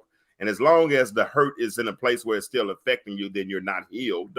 So you need to get healed. So we need to be restored and we need reconciliation. Y'all, great conversation tonight. Ain't no love in the city. Ain't no love in the city. Ain't no love in the city. So we need to figure out, Deidra, how we going to get back home. We got to figure out how we're going to have healthy relationships, interpersonal relationships, all kinds of relationships. We got to work on having healthy relationships. Deidra, I thank you for filling in for me at the last minute tonight. It's been fun. Lady K, I thank you for filling in at the last minute tonight. You came in with that wisdom. Jimmy, you're always consistent, and I appreciate y'all. Y'all, let me tell you this. I appreciate Jimmy and Ashley because they've been on with me every week, on time. Jimmy's usually here 5 minutes early. Ashley is here on time, and she'll be multitasking and still making sure she gets it done. She had other things going on tonight, but she was still making sure, holding it down in the comments, and then she made time to come on the show. And I joke with y'all. I might argue with you a little bit. I might do push back a little bit, all that stuff, but I love you for real. And I wouldn't. And honestly, if I don't push back or argue with you, I don't rock with you, to be honest with you. If I do this right here, we love you back. I say, okay, I'm done. I probably ain't talking to you no more. That little pushback mean that I really do like you. So it's all good. Hey, but y'all see that scrolling across the bottom? That means on the path to better. All of us, we're on the path to better. Whatever you're doing, you want better relationships, you want better jobs, you want to be in a better financial situation, you want to put yourself in a better position. We're all on the path to better, and we need to make sure that we're doing that. If you need any merchandise, any hoodies or sweatshirts or t-shirts or anything, reach out to me. I see Jimmy is in uniform tonight. He has his shirt on. I'm gonna make sure I get Deidra one soon. Look at Lady K. Let me see what it look like in the late. Oh, shuck, she got the taper. Yeah, I see you. And Ashley has her a couple of shirts and a hoodie, so I know she's in uniform. So Deidra, we'll get you one soon. Kafira, reach out to me. Come in send me an inbox. Let me know your size. Let me know your address, and I am going to send you a shirt for being so involved in the conversation tonight. Listen, we do this every Monday night at 10 o'clock. We're probably going to be through with this conversation. We'll probably move into something else next week. Man, honestly, we got so many variables out of this conversation tonight. When I go back and listen to it, I'm sure we can find something that we can continue to expand this conversation, because that is the goal. That is the goal. I appreciate y'all for real, man. I'm not playing. I really do appreciate y'all, and I love y'all. And Deidra, don't be mad at me. Don't call me after the show trying to cuss me out because I muted you.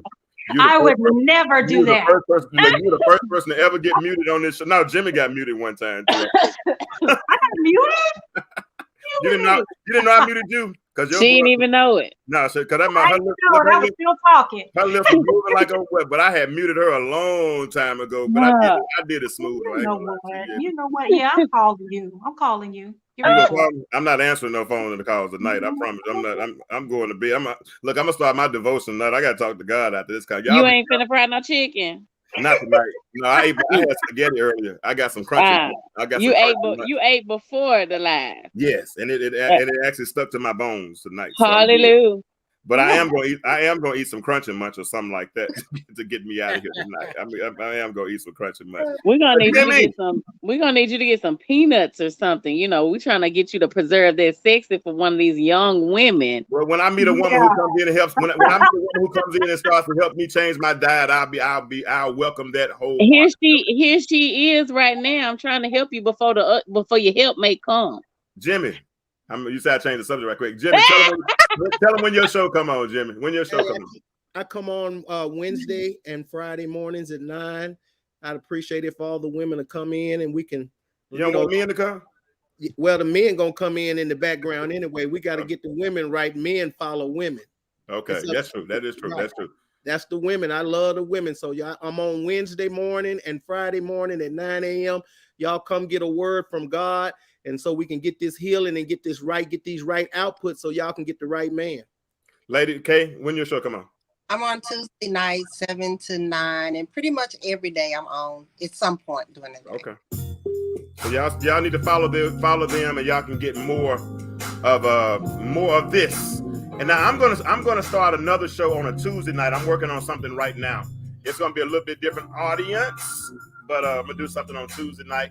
And I think we're going to start out with the Colin Kaepernick saga. I want to break down the dynamics of that docu-series. So if y'all haven't gone to watch that yet, watch that Colin Kaepernick and black and white thing. That's a good little saga. Deidra and I talking about something on that. But it's been real tonight, y'all. It's 12:01. Everybody that I appreciate y'all. As I leave y'all every week, I always say the same thing, and I want you to keep this in mind. The world is changing. Why do you remain the same? Have a good night, and we'll talk to y'all next time. Be good. Bye. Bye. Out of here, coach.